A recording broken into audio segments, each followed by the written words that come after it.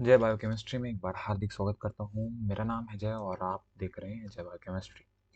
आज हम cell the unit of life यानी कोशिका जीवन की इकाई का तीसरा लेक्चर करने वाले हैं। लास्ट लेक्चर में हमने बेसिक ओवरव्यू को देखा था सेल के, और आज हम प्रोकैरियोटिक सेल के बारे में जानेंगे। प्रोकैरियोटिक सेल के नाम से ही क्लियर है, प्रोकैरियोटिक सेल। प्रोकैरियोटिक सेल यानी प्रो यानी होता है बेटा प्रिमिटिव, और कैरियोट्स यानी होता है न्यूक्लियस, यानी प्रिमिटिव टाइप का न्यूक्लियस, एक प्राचीन प्रकार का केंद्रक। एक प्राचीन प्रकार के केंद्रक को ही हम प्रिमिटिव टाइप ऑफ सेल यानी प्रोकैरियोटिक सेल बोलेंगे। तो मैं बोलना ये चाह रहा हूँ कि सर, ये जो एनिमेशन दिख रहे हैं ना, आप मेरे जो बाजू में आप एनिमेशन दिख रहे हैं, ये ओरिजिनल एनिमेशन है इलेक्ट्रॉनिक माइक्रोस्कोप का। ओरिजिनल स्ट्रक्चर है, और ये एक बैक्टीरियल सेल है, वो भी प्रोकैरियोटिक सेल। समझ पा रहे हैं? ठीक है।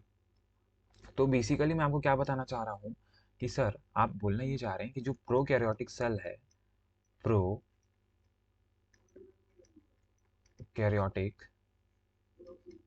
प्रोकैरियोटिक सेल जब आप ले रहे हैं, ठीक है, तो जो प्रोकैरियोटिक सेल है, तो प्रोकैरियोटिक सेल में जो प्रोकैरियोटिक है वो दो वर्ड से मिलकर बना हुआ है।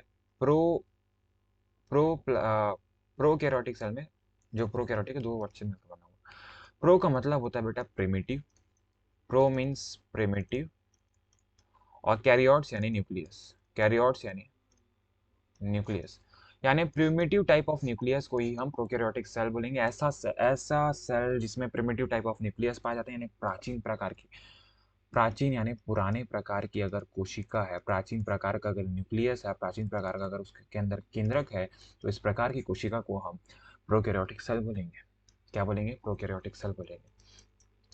प्रोकैरियोटिक सेल में प्रिमिटिव न्यूक्लियस आप क्यों बोल रहे हो सर? मतलब ऐसा न्यूक्लियस, मैं बोलना चाहूँ कि ऐसा न्यूक्लियस जिसका जो जेनेटिक मटेरियल है, जिसका जो जेनेटिक मटेरियल है, जो जेनेटिक मटेरियल है वो नैग्ड है। क्या है? नैग्ड है। नैग्ड है यानी नग्न है।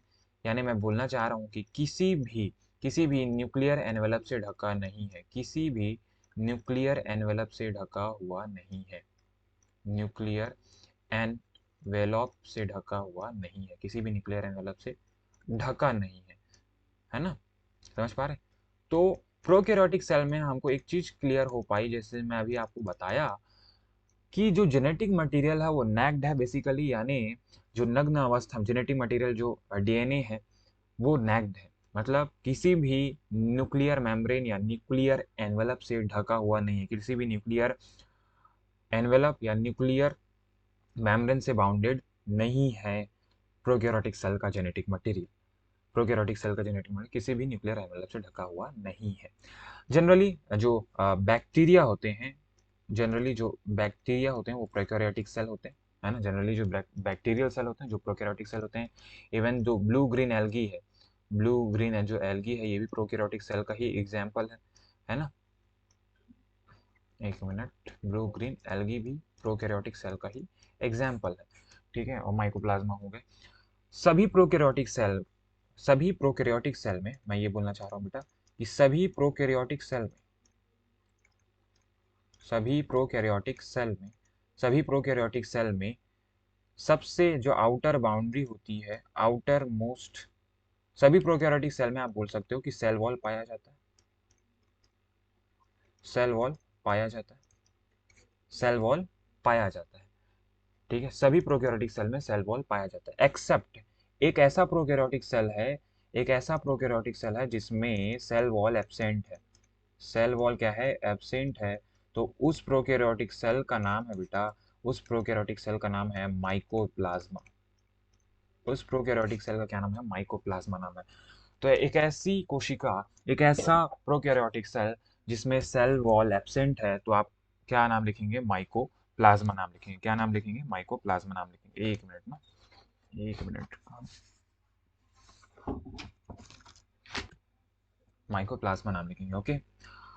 अब अगर मैं एक प्रोकैरियोटिक सेल को अगर यहाँ पर बनाने की कोशिश करूँ, ठीक है, तो ये प्रोकैरियोटिक सेल की सेल वॉल हो गई। एक मिनट, इसको यहाँ पर बना लेंगे, यहाँ पर बना लेते हैं। ठीक है, पहले इसका एक बार स्क्रीनशॉट ले लो आप, एक बार स्क्रीनशॉट ले लो, फिर हम खुद से प्रोकैरियोटिक सेल को बनाएंगे, फिर उसके बाद इमेज देखेंगे, तब हमको और ज़्यादा चीज़ें क्लियर होगी। ठीक है, स्क्रीनशॉट हो गया। अब मैं इसको क्या कर देता हूँ, इसको मैं रफ कर देता हूँ यहाँ पर इसको। ओके, अब हम प्रोकैरियोटिक सेल के बेसिक ओवरव्यू को देखने वाले हैं। किसको देखने वाले हैं? प्रोकैरियोटिक सेल के बेसिक ओवरव्यू को देखने वाले हैं। ठीक है, एक और खास बात कि प्रोकैरियोटिक सेल के जो मॉडिफिकेशन, सारे मॉडिफिकेशन, उसकी बात हम अभी नहीं करेंगे, वो नेक्स्ट लेक्चर में करेंगे। लेकिन अभी हम एक बेसिक ओवरव्यू को हम देख लेंगे प्रोकैरियोटिक सेल के। ओके, तो प्रोकैरियोटिक सेल की जो सबसे आउटर मेम्ब्रेन होती है, सबसे पहले बात, प्रोकैरियोटिक सेल का ये सेल वॉल हो गया। ये प्रोकैरियोटिक सेल का क्या हो गया? ये आपका सेल वॉल हो गया। प्रोकैरियोटिक सेल का ये सेल वॉल है ना। इसको, अरे एक मिनट, ये क्या है? ये आपका हो गया प्रोकैरियोटिक सेल का सेल वॉल हो गया।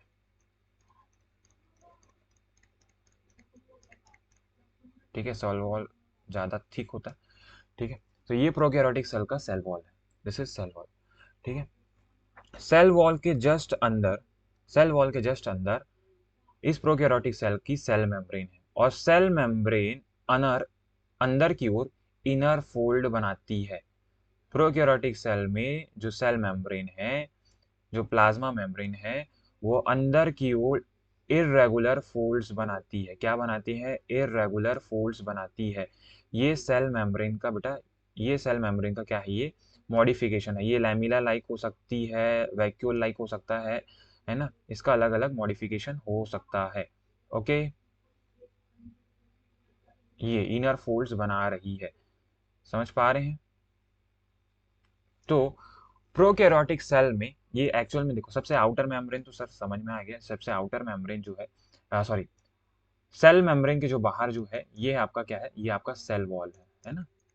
ये एक सेल वॉल, हम प्रोकैरियोटिक सेल के बेसिक ओवरव्यू को देख रहे हैं। सेल वॉल के जस्ट अंदर जो सेल की मेम्ब्रेन है, उसको हम प्लाज्मा मेम्ब्रेन बोलेंगे। प्लाज्मा क्या बोलेंगे? मेम्ब्रेन बोलेंगे, प्लाज्मा मेम्ब्रेन बोलेंगे। प्लाज्मा मेम्ब्रेन की, प्लाज्मा मेम्ब्रेन अंदर की ओर है ना, प्लाज्मा मेम्ब्रेन इनसाइड साइटोप्लाज्म की ओर इररेगुलर फोल्ड्स बना रही है। वो प्लाज्मा मेम्ब्रेन यानी सेल मेम्ब्रेन का मॉडिफिकेशन है, और इस मॉडिफिकेशन को एक स्पेशल नाम दिया जाता है। इसका नाम है बेटा मीजोजोम। इसका नाम क्या है? मीजोजोम नाम है। क्या नाम है इसका? मीजोजोम नाम है। तो ये जो मीजोजोम है, इसका बेसिक वर्क क्या है? इसका बेसिकली ये कार्य क्या करता है? तो जो मीजोजोम है वो प्रोकैरियोटिक सेल में एनर्जी प्रोड्यूस करने का काम करता है। प्रोकैरियोटिक सेल में एनर्जी प्रोड्यूस करने, यानी एटीपी, एडिनोसिन ट्राइफॉस्फेट, यानी जो ऊर्जा, कोशिका को जो ऊर्जा प्रदान करती है, वो मीजोसोम की सहायता से ही एटीपी बनाया जाता है। एटीपी में ही वो एंजाइम्स पाए जाते हैं जो सेल के लिए आवश्यक ऊर्जा का निर्माण, यानी जो मॉलिक्यूल है जिससे एनर्जी प्रोवाइड होता है, जिसको एडिनोसिन ट्राइफॉस्फेट बोलते हैं, एटीपी बोलते हैं, वो आपको मीजोजोम में उपस्थित कुछ एंजाइम्स होते हैं जिनमें वो कैपेबिलिटी होती है कि वो एटीपी के अणुओं का निर्माण कर सकते हैं, वो एटीपी के मॉलिक्यूल मॉलिक्यूल का सिंथेसिस कर सकते हैं। ओके, तो एक चीज, सेल मेम्ब्रेन का इनर फोल्ड प्रोकैरियोटिक सेल की ये क्या है बेटा? कैरेक्टरिस्टिक्स है। सबसे पहली बात सर, दिस इज अ, ये क्या है? कैरेक्टरिस्टिक्स है प्रोकैरियोटिक सेल। ये यूकैरियोटिक सेल में नहीं पाया जाएगा। मीजोजोम प्रोकैरियोट यूकैरियोटिक सेल में नहीं पाया जाएगा, केवल और केवल प्रोकैरियोटिक सेल में ही मीजोजोम पाई जाएगी। फिर फिर सेल मेम्ब्रेन जिस फ्लूइड को घिरा हुआ है, अंदर जिस फ्लूइड मैट्रिक्स को घेरा हुआ है ना, अंदर जिस फ्लूइड मैट्रिक्स को जो सेल बोलना चाहिए, अंदर फ्लूइड मैट्रिक्स है, ये सेल की क्या है बेटा? ये सेल की क्या है? ये सेल की साइटोप्लाज्म है। ये सेल की क्या है? ये साइटोप्लाज्म है। कहाँ गया ब्लैक पेन? ये क्या है? ये सेल का साइटोप्लाज्म है। This is cytoplasm. और यही वो जगह है जहाँ सारे सेल के सारे मेटाबॉलिक प्रोसेस, सेल के सारे मेटाबॉलिक प्रोसेस, यानी के सेल के सारे मेटाबॉलिक प्रोसेस, मेटाबॉलिक प्रोसेस, सारे मेटाबॉलिक प्रोसेस कहाँ होते हैं? यहीं होते हैं। कहाँ? साइटोप्लाज्म में ही होते हैं। ठीक है, यहीं होते हैं। कहाँ होते हैं बेटा? साइटोप्लाज्म में। ओके, तो साइटोप्लाज्म सेल का लिविंग स्टेट है ना, वहीं सारे लाइफ के इसेंशियल फंक्शन साइटोप्लाज्म में होते हैं। ठीक है सर, ये तो हम प्रोकैरियोटिक सेल बना रहे हैं, तो प्रोकैरियोटिक सेल में आप बोल रहे हो कि जो जेनेटिक मटेरियल है वो किसी भी न्यूक्लियर एनवलप से ढका हुआ नहीं है, किसी भी न्यूक्लियर एनवलप से ढका हुआ नहीं है, हाँ या ना? मैं यही बोलना चाह रहा हूँ ना बेटा, यही बोलना चाह रहा हूँ ना। तो ये जो है, ये जो एरिया आ रहा है ना, ये जो एरिया आ गया, यहाँ पर देख ले आप, मैं यहाँ पर कोई भी मेम्ब्रेन नहीं बना रहा हूँ। ये क्या है, इसका इस सेल का क्या है, ये जेनेटिक मटेरियल है। ये क्या है सर, इस सेल का क्या है, ये जेनेटिक मटेरियल है। ये क्या है, इस सेल का जेनेटिक मटेरियल है, यानी आनुवांशिक पदार्थ है। और ये जो जेनेटिक मटेरियल है बेसिकली नैग्ड है, यानी किसी भी मेम्ब्रेन से बाउंड नहीं है, किसी भी भित्ति से घिरा हुआ नहीं है। समझ पा रहे क्या बोलना चाह रहा हूँ, हाँ या ना? ठीक है, तो ये क्या है, ये इसका जेनेटिक मटेरियल है, यानी ये मेन जीनोमिक मटेरियल है। इसके अलावा इस प्रोकैरियोटिक सेल में एक्स्ट्रा सर्कुलर डीएनए भी पाया जाता है, एक्स्ट्रा सर्कुलर डीएनए भी पाया जाता है।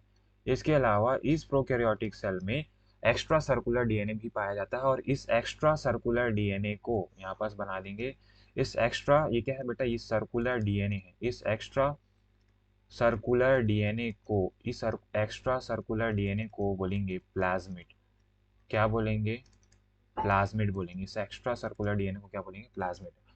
और ये जो प्लाज्मिड है, इसके पास एक स्पेसिफिक कैरेक्टर है कि ये एंटीबायोटिक रेजिस्टेंस, एंटीबायोटिक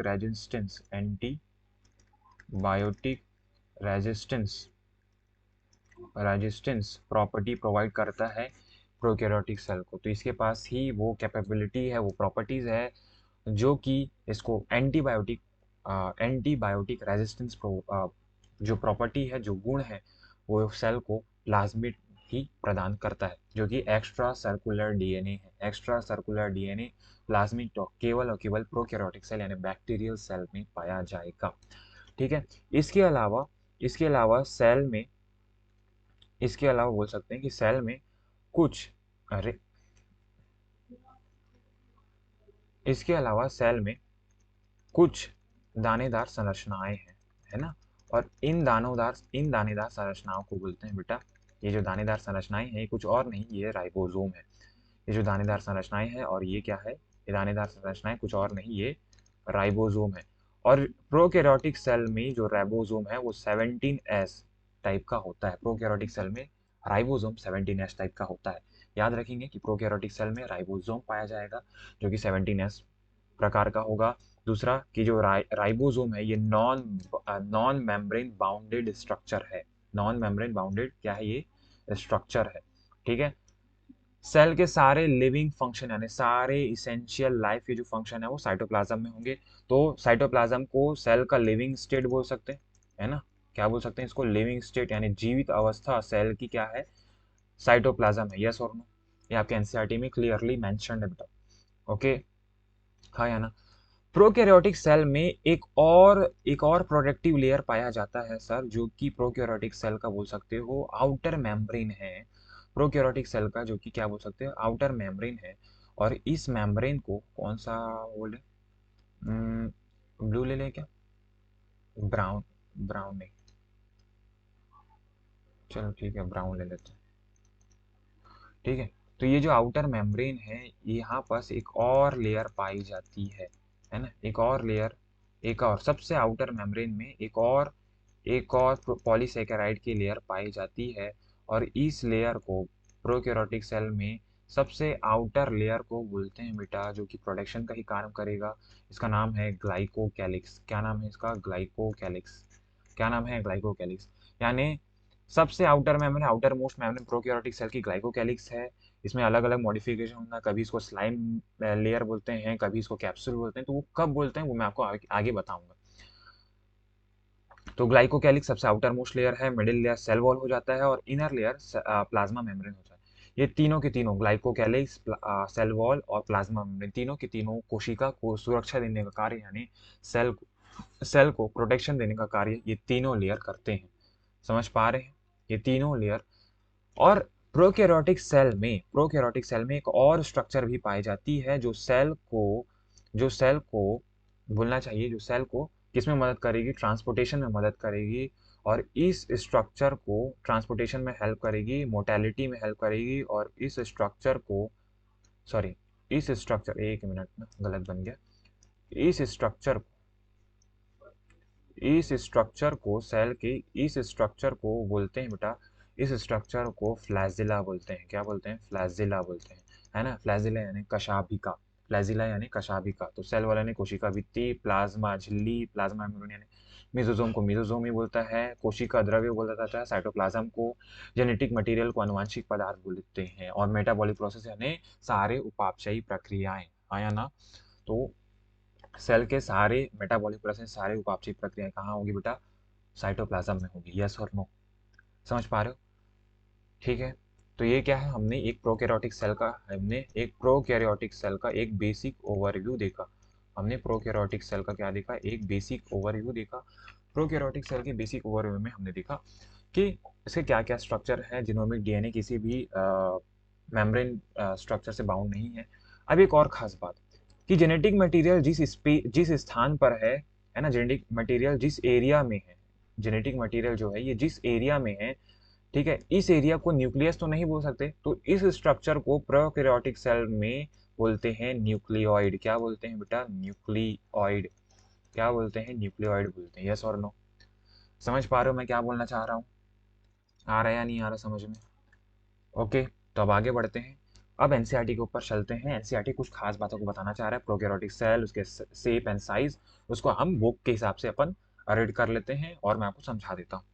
ठीक है, देखिए एक और चीज मैं बता देता हूँ। जो प्रोकैरियोटिक सेल है वो मतलब जो बैक्टीरियल सेल है वो मेनली 4 टाइप्स की होती हैं।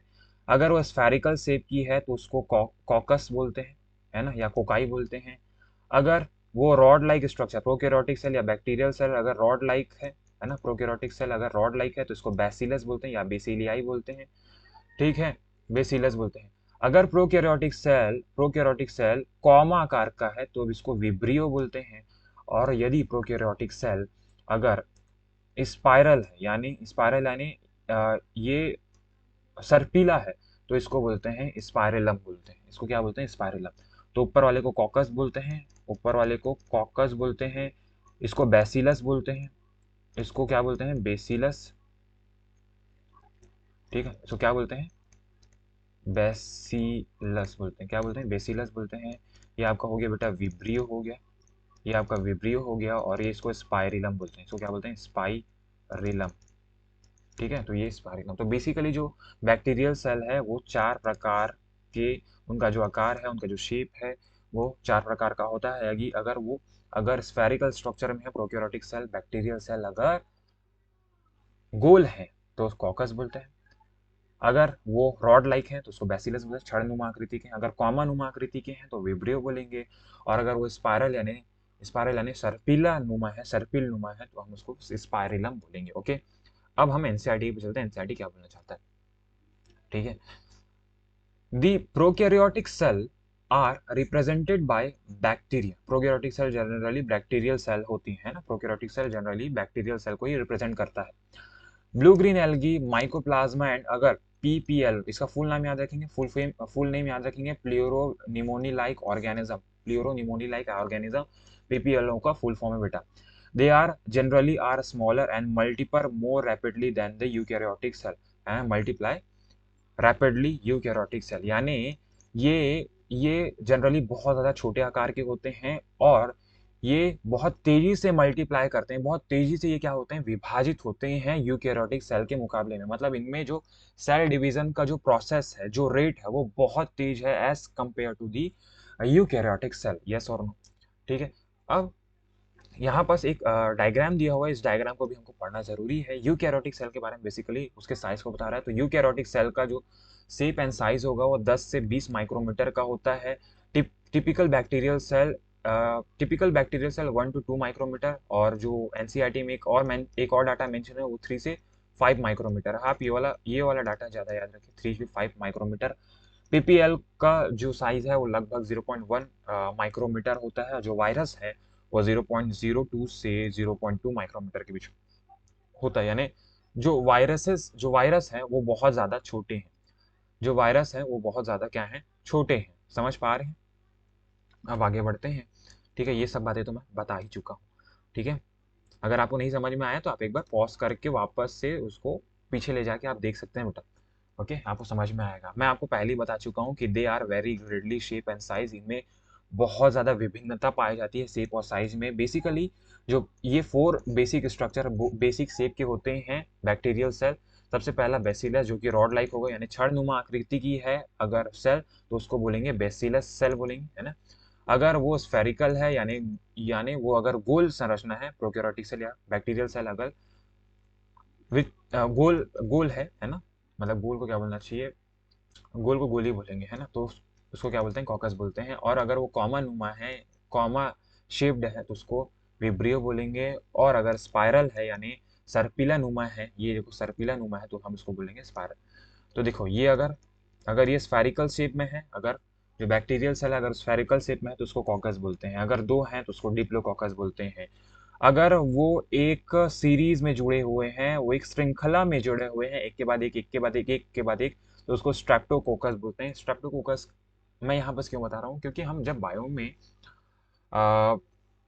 ह्यूमन हेल्थ एंड डिजीजेस पढ़ेंगे तब हम निमोनिया के बारे में पढ़ेंगे। जब मैं आपको बताऊंगा स्ट्रेप्टोकोकस निमोनियाई, तो जो स्ट्रेप्टोकोकस निमोनियाई होता है वो बेसिकली इसी सेप का होता है। देखो स्ट्रेप्टोकोकस निमोनियाई यानी जो कॉकस है, जो कॉकस बैक्टीरिया है, वो अगर एक सीरीज में जुड़े हुए हैं, है ना, एक लड़ी सी बना रहे हैं तो उसको हम स्ट्रेप्टोकोकस बोलेंगे। और स्ट्रेप्टोकोकस का एक अच्छा एग्जाम्पल है स्ट्रेप्टोकोकस निमोनाई, जिससे निमोनिया उत्पन्न होता है, जिससे निमोनिया हो जाता है। हाँ या ना, लंग्स में निमोनिया हो जाता है। उसके पास अगर ये गुच्छ में है, उसके बाद अगर ये गुच्छ में है तो इसको स्टेफाइलोकोकस निमोनाई बोलते हैं। सॉरी, स्टेफाइलोकोकाई बोलते हैं। क्या बोलते हैं, स्टेफाइलोकोकाई बोलते हैं। ये हो गया आपका स्पाइरिलम, स्पाइरिली सेप दिखा, इसको स्पाइरिलम भी बोल सकते हैं। अगर रॉड लाइक है तो इसको बेसिलस बोलते हैं। अगर ये कॉमन उमा है तो हम इसको क्या बोलेंगे, विब्रियो बोलेंगे। इसको क्या बोलेंगे, विब्रियो बोलेंगे। ओके, अब आगे बढ़ते हैं। अब इसके ऑर्गेनाइजेशन यानी बेसिक इसके संगठन के बारे में हम देखेंगे। ये प्रोकैरियोटिक सेल का आप एक इमेज देख सकते हैं। The organization of prokaryotic cell is the fundamentally similar even through the prokaryotic exhibit the wide variety shape and function। अगर संगठन के आधार पर देखें, ऑर्गेनाइजेशन के आधार पर देखें तो सभी के सभी प्रोकैरियोटिक सेल एक समान होते हैं, भले ही उनके शेप और उनके कार्य में बहुत अधिक विभिन्नता क्यों ना हो। यही आपको बोलना चाह रहा है पहले लाइन में, है ना। तो उनका जो साइज है, बेसिकली उनका जो प्रोकैरियोटिक सेल का जो साइज है वो सभी में एक समान होता है ना, ज्यादा वैरायटी उनमें नहीं पाई जाती, लेकिन उनके कार्य और उनके शेप में विभिन्नता हमको देखने को मिल सकती है। हाँ या ना। इससे पहले मैं आपको प्रोकैरियोटिक सेल का ये जो ऊपर वाला सबसे पहला वाला जो इमेज दिखाया था देख लीजिए। सबसे बाहर का लेयर जो है इसको ग्लाइकोकैलिक्स बोलते हैं, कैप्सूल लेयर लिख दिया है। उसके बाद वाला जो लेयर है वो सेल वॉल है। फिर उसके बाद साइटोप्लाज्मिक मेम्ब्रेन या सेल मेम्ब्रेन है। सेल मेम्ब्रेन है, देख लीजिए, जेनेटिक मटेरियल फैला हुआ है और ये जिस जिस स्थान पर है ये किसी भी न्यूक्लियर से बाउंड नहीं है तो इसको हम न्यूक्लियस नहीं बोल सकते, लेकिन इसको हम न्यूक्लियाइड जरूर बोल सकते हैं। ठीक है। और सेल के अंदर जो फ्लूइड मैट्रिक्स भरा हुआ है इसको साइटोप्लाज्म बोलते हैं, जहाँ सारे लाइफ के इसेंशियल फंक्शन यानी सेल के सारे इसेंशियल फंक्शन, मेटाबॉलिक प्रोसेस सारे होते हैं। प्रोकैरियोटिक सेल में कुछ मतलब बहुत सारे हेयर लाइक स्ट्रक्चर भी होते हैं जिसको मैं आपको नहीं बताया था। ये बोलना चाहिए, ये चिपकने में सहायता करते हैं, है ना। ये क्या होते हैं, किसी भी चट्टान यानी रॉक पर क्या होते हैं, ये चिपकने में सहायता करते हैं। तो इसको हम बोलते हैं बेटा पिलाई बोलते हैं। क्या बोलते हैं, पिलाई बोलते हैं। और प्रोकैरियोटिक सेल में राइबोसोम पाया जाता है जो कि नॉन बाउंडेड स्ट्रक्चर है, नॉन मेम्ब्रेनस स्ट्रक्चर है। प्रोकैरियोटिक सेल में जो राइबोसोम पाया जाएगा वो 17S है, आप याद रखेंगे। ठीक है, जो ट्रांसपोर्टेशन में हेल्प करेगा। एक बोलना चाहिए एक बड़ी सी संरचना है जिसको हम बोलेंगे फ्लैजिला बोलेंगे, यानी कशाभिका बोलेंगे। तो ये प्रोकैरियोटिक सेल का एक बेसिक ओवरव्यू हो गया। हमने डायग्रामेटिकली लिख के भी और हमारा नोट्स भी हमारे को तैयार है, हिंदी इंग्लिश आप किसी भी माध्यम के हो आपको सब चीज समझ में आएगा, है ना। अब all prokaryotic cell have a cell wall. सीधी सी बात है, सभी प्रोकैरियोटिक सेल के पास सेल वॉल पाई जाएगी यानी कोशिका भित्ति पाई जाएगी surrounding the cell membrane except in mycoplasma. सभी के सभी प्रोकैरियोटिक सेल में सेल वॉल यानी कोशिका भित्ति पाई जाती है, कोशिका भित्ति पाई जाती है। केवल अपवाद स्वरूप, केवल अपवाद स्वरूप, केवल और केवल जो हमारा माइकोप्लाज्मा सेल है ना, जो माइकोप्लाज्मा है, जिसको लिविंग वर्ल्ड का जोकर कहा जाता है, माइकोप्लाज्मा में ही सेल वॉल नहीं पाया जाता है। एक बात याद रखेंगे कि माइकोप्लाज्मा में ही सेल वॉल क्या होता है, एब्सेंट होता है बेटा, ये बहुत ज्यादा इंपॉर्टेंट है। कोशिका भित्ति किस में नहीं पाई जाएगी, माइकोप्लाज्मा में नहीं पाई जाएगी। The fluid matrix filling in the cell is the cytoplasm. तो अंदर जो फ्लूइड मैट्रिक्स भरा हुआ है, जो द्रव भरा हुआ है, उसको हम क्या बोलेंगे, कोशिका द्रव्य या साइटोप्लाज्म।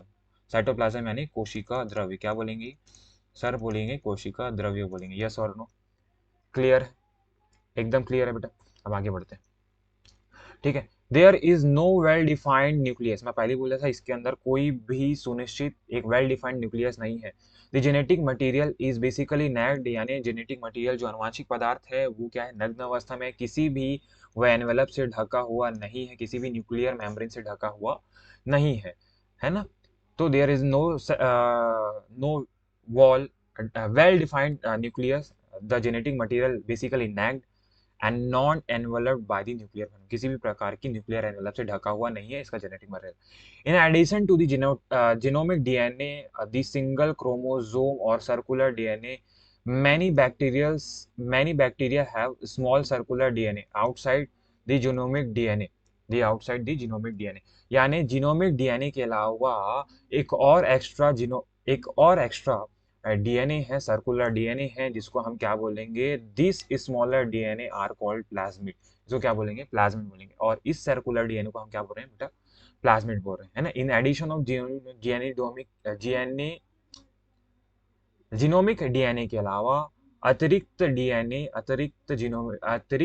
भी पाई जाती है, जो कि छोटी है और सर्कुलर है ना, वृत्ताकार बनी हुई है। और इस वृत्ताकार डीएनए को, इस सर्कुलर डीएनए को हम क्या बोलेंगे बेटा, प्लाज्मिड बोलेंगे। Okay, the plasmid DNA confirm certain unique phenotypic characters such as bacteria.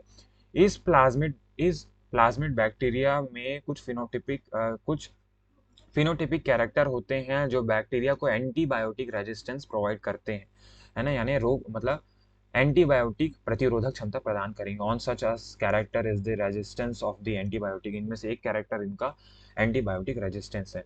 In higher classes you will learn that this the plasmid DNA is used to the monitor to bacterial transformation with the foreign DNA. हम जब बड़े class में पढ़ेंगे तो ये जो plasmid जो use कर रहे हैं, जो एक्स्ट्रा सर्कुलर डीएनए, इसमें नहीं बना रहा हूँ मैं, यहाँ पर एक बना देता हूँ, ठीक है, नहीं, रेड पेन में बना देते हैं, रेड पेन में क्लियरली विजिबल होगा, है ना। ये आपका सर्कुलर डीएनए है और ये इसको हम क्या बोल सकते हैं, इसको सर हम बोल सकते हैं प्लाज्मिड बोल सकते हैं। क्या बोल सकते हैं, ये क्या है, प्लाज्मिड जो एक्स्ट्रा सर्कुलर डीएनए जिसके पास एंटीबायोटिक रेजिस्टेंस प्रॉपर्टी है, यानी एंटीबायोटिक रेजिस्टेंस प्रॉपर्टी है ना।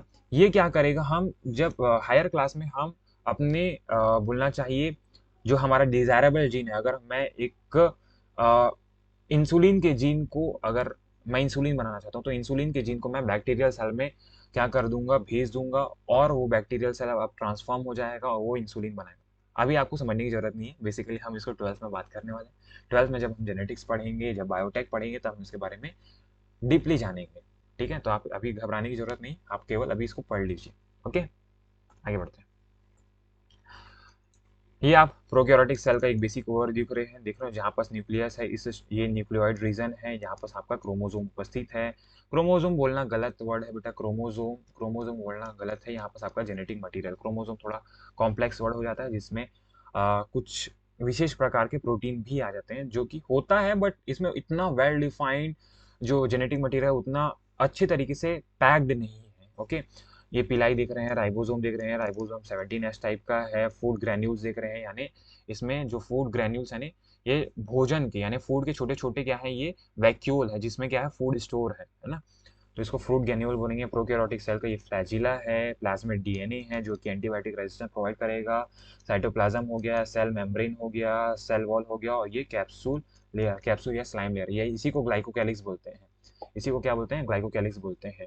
जब ग्लाइकोकैलिक्स कठोर होता है तब उसको कैप्सूल बोलते हैं, और जब ग्लाइकोकैलिक्स बहुत ज्यादा नरम हो, है ना, चिपचिपा टाइप सा हो, है ना, फ्लेक्सिबल हो, तो हम उसको स्लाइम लेयर बोलते हैं। आगे मैं बताऊंगा। The nuclear membrane is found in eukaryotic cell. Nuclear membrane pro eukaryotic cell में पाई जाएगी, but no sorry, eukaryotic cell में न्यूक्लियर एनवेलप पाई जाएगी, सारे सेल ऑर्गेनेल पाए जाएंगे, बट प्रोकैरियोटिक सेल में किसी भी प्रकार की न्यूक्लियर एनवेलप नहीं पाई जाएगी। No organelles like on the eukaryotic cell are found in prokaryotic cell. Eukaryotic कोशिका में पाए जाने वाली कोई भी ऑर्गेनल जो कि मेम्ब्रेन से बाउंड है वो प्रोकैरियोटिक सेल में नहीं पाई जाएगी बेटा। Okay, accept ribosome. राइबोसोम पाया जाता है बट वो नॉन नॉन मेम्ब्रेनस स्ट्रक्चर है। और प्रोकैरियोटिक सेल में आपको पहले ही बोल चुका हूँ 17s राइबोसोम पाया जाएगा। Prokaryotes have a something unique unique in the form of inclusions are specialized differentiated from the cell membrane is called mesosome। ठीक है, जो सेल मेम्ब्रेन है बेटा वो स्पेशली डिफरेंशिएट हो जाएगा और इनर फोल्ड्स बनाएगा और इस इनर फोल्ड को बोलेंगे मेसोसोम बोलेंगे। Is the characteristics of the prokaryotic cell. ये प्रोकैरियोटिक सेल का क्या है बेटा, ये बोलना चाहिए प्रोकैरियोटिक सेल का ये क्या है, कैरेक्टरिस्टिक्स है यानी उसकी विशेषता है मेसोसोम का पाया जाना। मेसोसोम क्या है, सेल मेम्ब्रेन का इनर फोल्डिंग है जिसमें कुछ एंजाइम्स पाए जाते हैं जो सेल के लिए एनर्जी मॉलिक्यूल यानी एटीपी बनाएंगे। Okay, they are essential in folding of cell membrane. वही बात बोला हूँ कि यह सेल मेम्ब्रेन के कुछ इसेंशियल इन फोल्डिंग है यानी अंदर की ओर बने हुए वलन है। यस और नो, समझ पा रहे हो ना, ज़्यादा कॉम्प्लेक्स तो नहीं हो रहा। ओके, ठीक है, तो बस आज के लिए इतना ही। ठीक है, मैं आपको कुछ खास बातें बता देता हूँ यहाँ पास कि सर आप बोलना चाह रहे हो सबसे बाहर का लेयर क्या है, सर ग्लाइकोकैलिक्स है। क्या है, ग्लाइकोकैलिक्स है। ग्लाइकोकैलिक्स, अगर ग्लाइकोकैलिक्स जो आउटर मोस्ट लेयर है, ये क्या है बेटा, ये आउटर मोस्ट लेयर है प्रोकैरियोटिक सेल का, आउटर मोस्ट लेयर है, आउटर मोस्ट प्रोटेक्टिव लेयर है प्रोकैरियोटिक सेल का। अगर ये हार्ड है बेटा, अगर ये हार्ड है तो हम इसको क्या बोलेंगे, कैप्सूल बोल देंगे बेटा। क्या बोल देंगे, कैप्सूल बोल देंगे। लेकिन अगर ये हार्ड नहीं है, ये फ्लेक्सिबल है ना, ये हार्ड नहीं है, ये बोलना चाहिए स्मूथ है या फ्लेक्सिबल है, तो हम इसको बोल देंगे स्लाइम। क्या बोल देंगे बेटा, इसको स्लाइम लेयर बोल देंगे। क्या बोल देंगे, स्लाइम लेयर बोल देंगे। फिर ये सबसे आउटर मोस्ट लेयर है। फिर उसके बाद जो मिडिल लेयर है सर, जो मिडिल लेयर है किसका, जो मिडिल लेयर है प्रोकैरियोटिक सेल का, वो क्या है बेटा, सेल वॉल है। क्या है बेटा, सेल वॉल है। सेल वॉल किस में नहीं पाई जाती सर, माइकोप्लाज्मा में। माइकोप्लाज्मा में सेल वॉल क्या है बेटा, एब्सेंट है। क्या है, माइकोप्लाज्मा में सेल वॉल क्या है, एब्सेंट है। तो ये बात याद रखेंगे, कैरेक्टरिस्टिक्स है माइकोप्लाज्मा का। ठीक है, विशेषता है बेटा। जो इनर इनर लेयर है बेटा, इनर लेयर है वो क्या है, सेल मेम्ब्रेन है। क्या है, सेल मेम्ब्रेन या प्लाज्मा मेम्ब्रेन। सेल मेम्ब्रेन या फिर इसी को हम क्या बोल सकते हैं, प्लाज्मा मेम्ब्रेन बोल सकते हैं। प्लाज्मा मेम्ब्रेन या प्लाज्मा मेम्ब्रेन बोल सकते हैं। प्लाज्मा मेम्ब्रेन की इनर फोल्डिंग को, प्लाज्मा मेम्ब्रेन की इनर फोल्डिंग को क्या बोलेंगे, इनर फोल्डिंग को क्या बोलेंगे बेटा, मीजोसोम बोलेंगे। क्या बोलेंगे, मीजोसोम बोलेंगे, जो कि कैरेक्टरिस्टिक्स है किसका बेटा, प्रोकैरियोटिक सेल का, मीजोसोम बोलेंगे। ओके, ठीक है, ठीक है। एक्स्ट्रा सर्कुलर डीएनए का नाम क्या है यहाँ पास, एक्स्ट्रा सर्कुलर डीएनए का नाम क्या है, सर्कुलर डीएनए का नाम सर, यहाँ एक्स्ट्रा सर्कुलर डीएनए का नाम प्लाज्मिड है। ये आप याद रखेंगे, ये याद रखेंगे। ओके, और जो जेनेटिक मटेरियल है वो जिस रीजन में पाया जाता है उस रीजन को हम न्यूक्लियोइड बोलेंगे। क्या बोलेंगे, न्यूक्लियोइड, न्यूक्लियोइड। ओके, ठीक है, तो नेक्स्ट लेक्चर में मिलेंगे और हम प्रोकैरियोटिक सेल को आगे कंटिन्यू करेंगे और प्रोकैरियोटिक सेल के सारी चीज़ों को पढ़ेंगे।